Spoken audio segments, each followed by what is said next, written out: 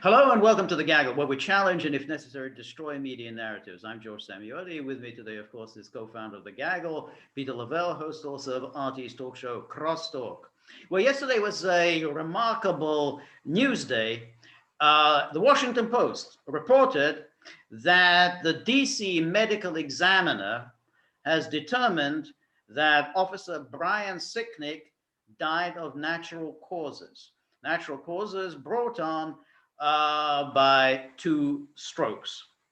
Why is it remarkable? Well, let us remember that the narrative about the events of January the 6th focused on the wild, rampaging Trump mob that seized a fire extinguisher and bashed in the skull of a Capitol Hill police officer. This was, I mean, if that were true, that was indeed a shocking event.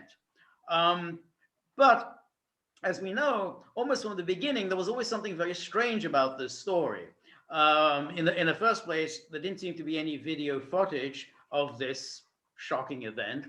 There didn't seem to be any eyewitnesses either who reported, yeah, I saw this event and it was horrible, the worst thing I've ever seen. Then there was this strange noises coming from the family saying they didn't want to politicize his death. And then there's been silence. And it took a whole long time for an autopsy. I mean, if it's a smashed in skull, I mean, it's pretty, I'm sorry, but that's a pretty exactly. And so, yeah, that's right. So we heard at a certain point that, in fact, there were no head injuries. At that point, the media, who had been running with this story, I mean, the media, this was a meat and drink for the media and for the impeachment managers of Donald Trump, because this played an important role in the articles of impeachment that they filed against Trump. So, when we found out that, in fact, there were no head injuries, the story changed. And suddenly we heard that, oh, no, well, maybe there were no head injuries. He was still killed by a rampaging mob. They sprayed him with bear spray. And then the New York Times published some grainy video showing him being sprayed with bear spray. But of course, people looked at that video and said, I can't for the life of me see anything being squirted. I mean, so I don't know how they're going to use this. Say, yeah, this bear spray. But either way, the DC medical examiner said that there was no indication of any allergic reaction to chemicals. In other words, there was no indication that he choked or any of the other things that you would expect that if he had died from the bear spray. So that is that. It means that every single person who died on January the 6th, with the sole exception of Ashley Babbitt, died of natural causes. I think 2 heart attacks, 1 stroke, 1 amphetamine overdose, and all of them were Trump supporters, because I think Sicknick himself was a Trump supporter, according to his Facebook post. The one person who died as a result of the events of January the 6th was Ashley Babbitt, who was killed at point blank range by a Capitol police officer. And to date, they have not procured any evidence or even made a claim, thank goodness. Even though they say it was an armed insurrection, none of them were armed. That's right. None of them, exactly. No one had been arrested with arms. Now, there are a couple of interesting aspects, the story. The nice aspect of it, the good part of it, the sort of kind of early thumbs up, is that the story was broken by independent media. Not the mainstream media, but independent media. Glenn Greenwald, who was on Tucker Carlson yesterday, gave a shout out. He didn't take the credit himself. He gave a shout out to Revolver News, and I think to the National Pulse. Tiny media outfits with just a couple of journalists, probably making almost no money at all. They were the ones who kind of followed up this story. So that's a good thing. However, the corollary of that is the mainstream media have again failed massively. And moreover, they failed deliberately. Yeah. They never made the slightest effort to investigate this. So just say it, George. They lied. They lied. Exactly. They lied about this. This was a huge story. The idea of a cop being beaten, bludgeoned by a fire extinguisher, by a large angry mob, and they didn't really pursue it. They just repeated it, continued. Each one repeated the others without ever bothering to find out more.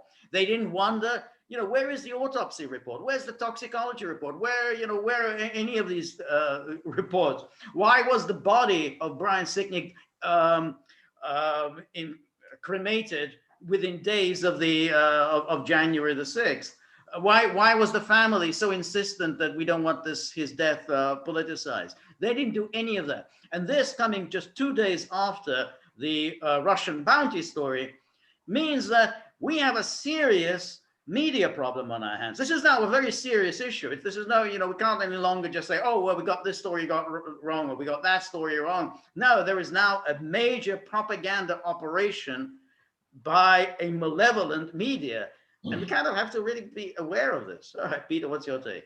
Oh, well, as usual, excellent introduction. I would just as kind of a footnote, because we're a stickler for facts here, the report, the autopsy report, would not speak to whether Sicknick had preconditions. Okay, so I thought that the coroner was being really honest right there. He's saying, from what I know, that's the way journalists are supposed to be. Also, is that from what we know, what we can verify.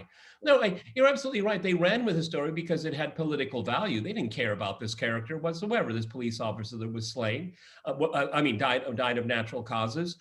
They wanted him to have been slain. They wanted him to have been murdered. It was so important as a prop for them. And as you said, they took no interest in the story other than the political mileage they could get out of it. How cruel to his family. Every time they lied about him, they killed him again, over and over and over again. Right. And, the fact that it made it into the impeachment process shows just how empty and fake, right, facile this whole endeavor was here. But it's terrifying. See, I just got finished with work across town, and I'm trying to think in my head, okay, this visceral hatred of Trump, and you're going to come up with this hoax, the Russia hoax, okay? But, he lost the election. He wasn't inaugurated, all right? And there was nothing that was going to stop Congress from certifying the outcome, the official outcome, at least, of the election. So, I mean, they have to continue this on. And you and I talked about this repeatedly, is that once he's gone, it doesn't mean he's gone. As a matter of fact, they will go after him for the rest of his life, obviously. And Sicknick was a very important high card for them to play. And the thing that's so terrifying when you think about this monstrous hoax, another monstrous hoax that they played upon the public, they have no interest in the police officer that shot Ashley, and no interest in it whatsoever. It's extraordinary. Right. It's extraordinary to the point that where they had no interest whatsoever in Sicknick's fate. They knew the value, the political value of it, the mileage they could get out of it. Like we said, made it into the impeachment process. But they have not one scintilla bit of interest in who fired that gun into a woman that was a small woman who was unarmed. Right. And there were people, there were cops behind her. There were many people next to her. So, I mean, at the very least, it was a height of recklessness on the part of this cop to start shooting where there's a crowd of people. Particularly behind her, there were other police officers. So he could have been killing other police officers. And this doesn't rise to the level of a crime to prosecute. And you're going to try. They're trying to convince us that, okay, why would a police officer shoot someone? Well, there's always self-defense. Okay, I mean, did he see her hand raising? Was she pulling something out of her pocket, out of her purse? But what about the guys behind them? I mean, whether wouldn't they have seen? And I would imagine they were much closer than the shooter. Exactly. That's exactly right. I mean, the rule with police is you use enough force to restrain a suspect. That's it. You don't just start shooting wildly because there might be a danger from somewhere. The police don't operate on that basis. Shoot first and ask questions later. That doesn't apply. It's in the court of law. In the Hollywood films, they get this wrong. But you cannot, you actually can't prove a police officer and a suspect have eye contact. I mean, it's very, very hard to prove it because of just angles and anything like that. But I mean, did the shooter have eye contact with her? I mean, did he know her? I mean, there's so many questions that are.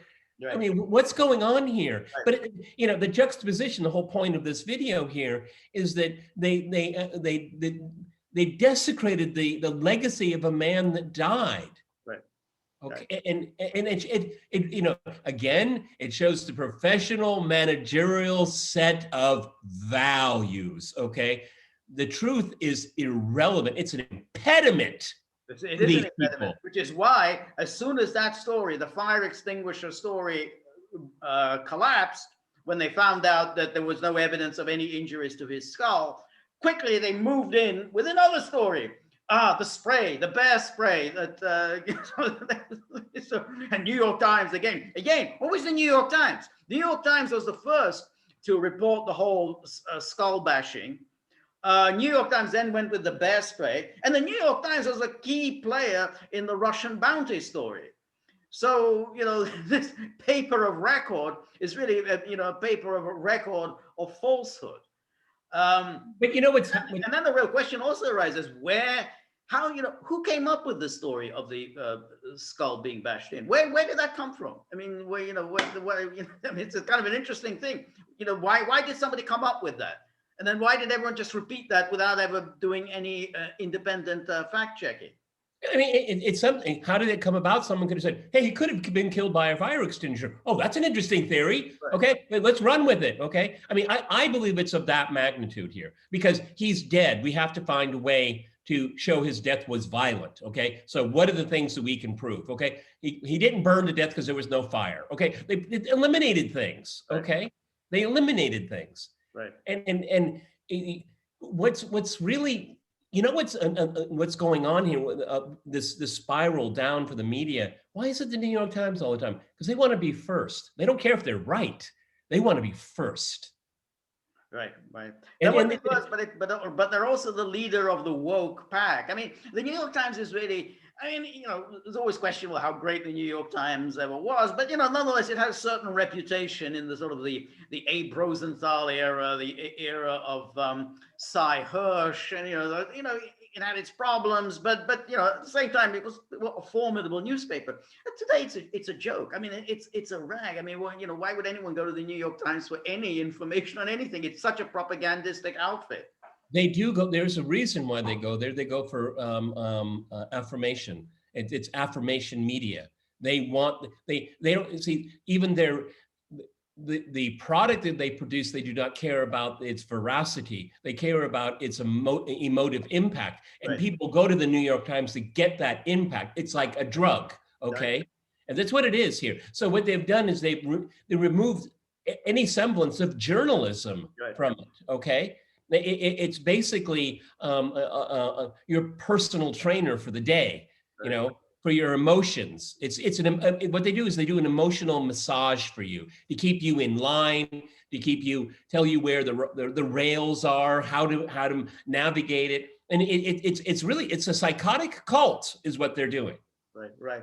And the funny thing is, of course, is that this lack of curiosity about why this police officer shot to kill Ashley Babbitt goes together with the absolute certainty of all of the journalists that Derek Chauvin intended to kill George Floyd. Now we've been watching, anyone who's been watching the trial, I mean, everything that we have seen. I mean, we've seen this person, Floyd, this gigantic man, 6'4", but weighs 260 pounds, clearly far more powerful than the 4 police officers, kind of slightly built police officers who were trying to restrain him. We see this constant. This was a long fight that he was involved in. Because he was refusing to submit, refusing to be arrested. And then we had the whole thing with the putting his knee on. Now we know who knows that what role the knee on his back, part of the time is on his back, part of it was on his neck, what role that played in his death. But we know that it's a very, very questionable as to what role all of these things, his bad heart condition, his enormous amount of drug intake, his COVID condition, all of that, and the knee, it's going to be hard to decide which contributed to what. And yet, nonetheless, the media absolutely so no. Chauvin killed him. Chauvin intended to kill him. But here, where somebody just point blank range, he shoots an unarmed woman. No, good to go. That doesn't worry me. What's the thread here? I'll give it to you. If you question any facts about the George Floyd story, you're a racist. If you question the reporting on the Sicknick story, you're a racist because you're supporting racist, a insurrectionist group of racists here. And of course, anyone that defends Donald Trump, and there's plenty to criticize him for, but if you support Trump, you're a white racist. I mean, see, what they've done is they've created a very, very a simpleton's narrative where everything is bounced off of one idea. Okay, and that's why they shut down any kind of discussion, any meaningful discussion, right. a logical discussion about, well, I mean, what about this? Don't ask. Okay, that's right. Yeah, that's right. And the kind of a slightly kind of off topic there, we had Maxine Waters going off to Minneapolis. Rape merchant. Yes, exactly. Arriving there, calling for violence on the street, calling for violence if the jury doesn't come up with the desired verdict. So this is already in a city that's experiencing a lot of violence because of the shooting last week. So she goes there. She arrives with her own security escort, well, her own, actually provided by the taxpayer. So she makes sure that she's okay. And then she goes and demands violence, calls for violence. Again, now the Republicans reluctantly saying, oh, well, we're going to call to have her censured. How will the Democrats respond? And we know the Democrats will. Every single Democrat, every single one of them will vote against the censure. Remember, Republicans, 10 Republicans voted to impeach Trump. 10, I think, was it? Oh, no, 7 Republican senators voted to convict. The Democrats absolutely stick together. No quarters given. I mean, that they play politics in a very ruthless way. And although it's kind of despicable, you kind of have to admire the viciousness that they play politics. Not one of them thinks that it is inappropriate for a congresswoman to behave in this way, even though she had been condemned in ferocious terms by the judge presiding over the Chauvin trial. In other words, he was the judge who said that this is abhorrent behavior. But every single Democrat will vote against the censure motion.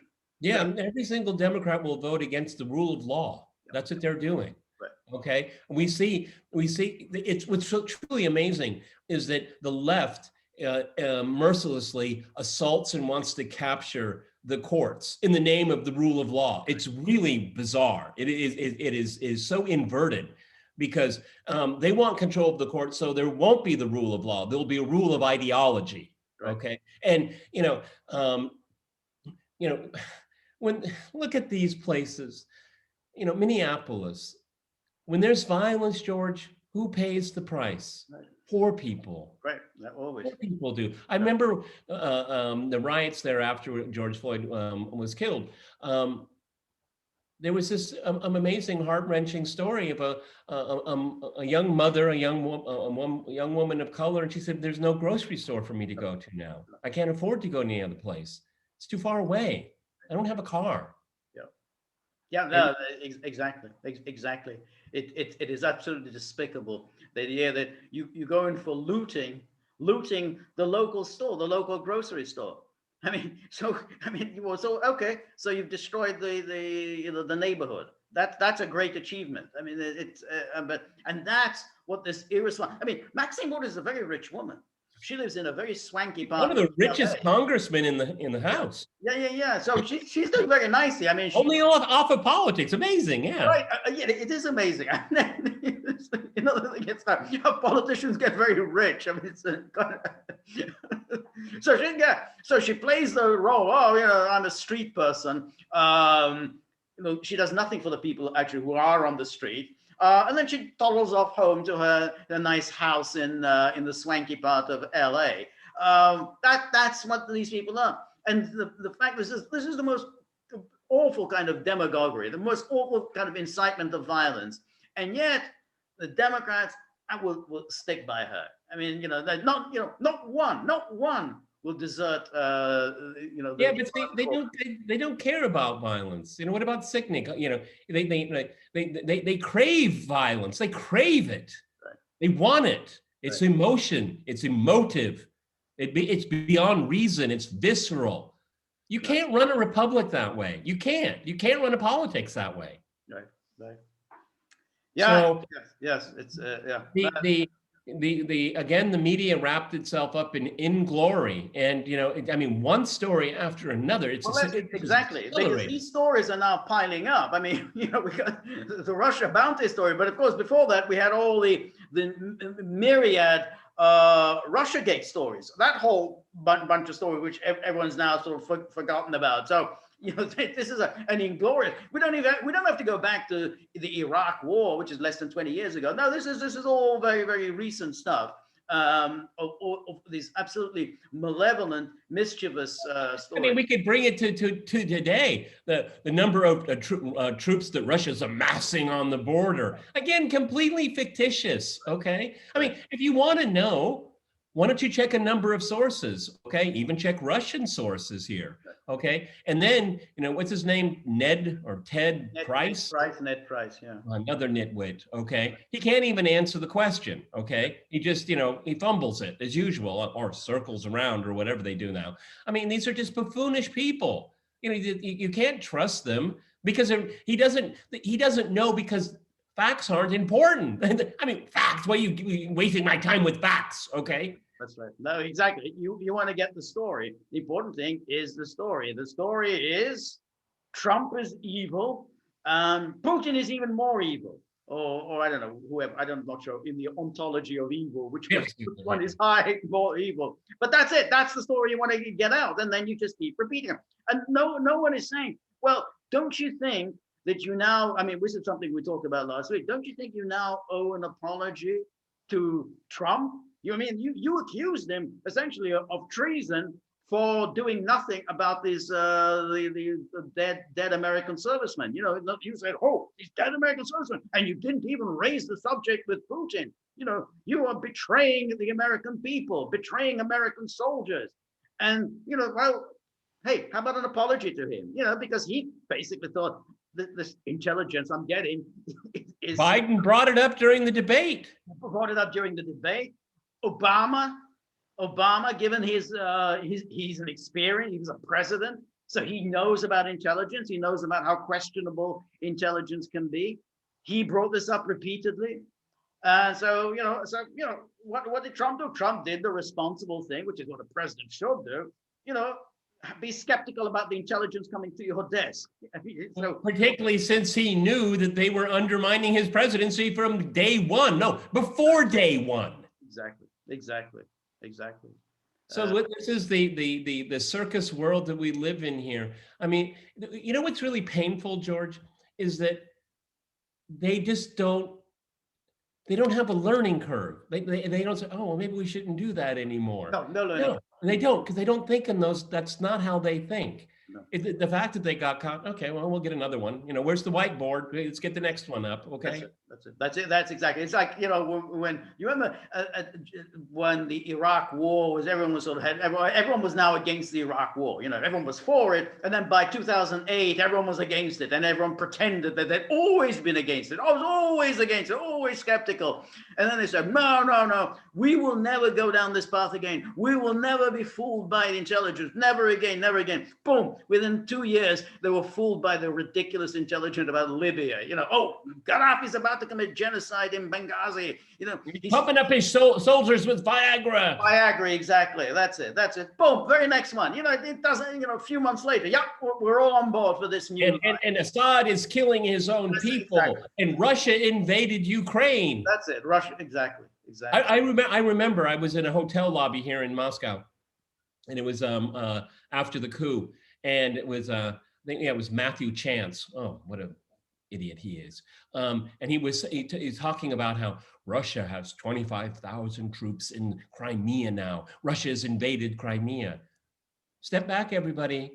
Those troops had been there since 1991 when Ukraine became a sovereign state after the fall of the Soviet Union.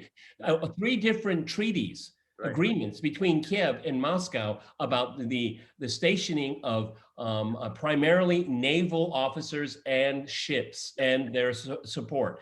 It was legal under international law. And now I'll kick it in. I don't remember the number exactly, but after Crimea said, we're going to have a vote and all that, the Russians, a lot of people never report this in the Western media.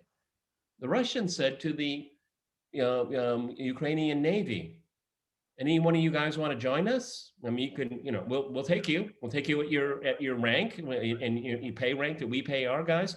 A lot of them joined. They just said, yeah, sure. Right. Okay, yeah. How many people died? 1, friendly fire. And that's right. And of course, the context is not provided, which is that Crimea, ever since the Ukraine became independent, Crimea twice tried to hold a referendum because they had, they didn't particularly want to be packed off with. It was one thing to be part of the Republic, administrative part of the Republic of Ukraine within the Soviet Union, but they didn't want to be part of an independent Ukraine. So they tried to hold referendum twice, and twice Kiev threatened armed force. So clearly, the Russians, basically were there. No, George, they invaded. Oh my God. When are we going to talk about the Kurds? Okay, I mean, all of this is made up. None of them know the history. They don't know the agreements that were made. You quite wisely pointed about the nuclear weapons. They were never Ukrainian. They were always Russian. But see, you get this pumped in the media all of the time. And again, if we go back to Brian Sicknick, it's not because they're not interested in the facts. All the various topics we've even said in this video, they're not interested in any of the facts. Okay, they're interested in its political mileage. That's what they're interested in. Right. Yeah, that's it, and that's what's really, in a shocking way, has emerged with this disclosure about Sicknick. Why did it take 3 months? That's, I think, the next thing we need to find out. How come we only find out about this 3 months later? Somebody sat on this story. Who basically put the pressure on the Examiner? What did they know, and when did they know it? Exactly. And then Revolver News, which is actually an interesting outlet, they're saying the next shoe to drop will be, remember the story about the pipe bombs that were planted at the DNC and the RNC? They're saying, well, that's another interesting story. What happened to that one? So that's the next shoe to drop. About rabbit hole, because they know what it is, and it doesn't work for their narrative. That's why they're going to let it go. Okay, hopefully Revolver News, which I will check out after this video, will come up with it. Because if you're going to change the entire political culture and the entire structure of government, at least give us some facts. Okay, don't what they're doing is bulldozing us. That's what they're doing. Right, absolutely. All right, Peter. We will, of course, be maintaining our laser life focus on the media and the reporting, lack of. And remember, we are now on Rumble. Look us up there. And if you like the gaggle, please like, share, and subscribe. See you soon. Bye.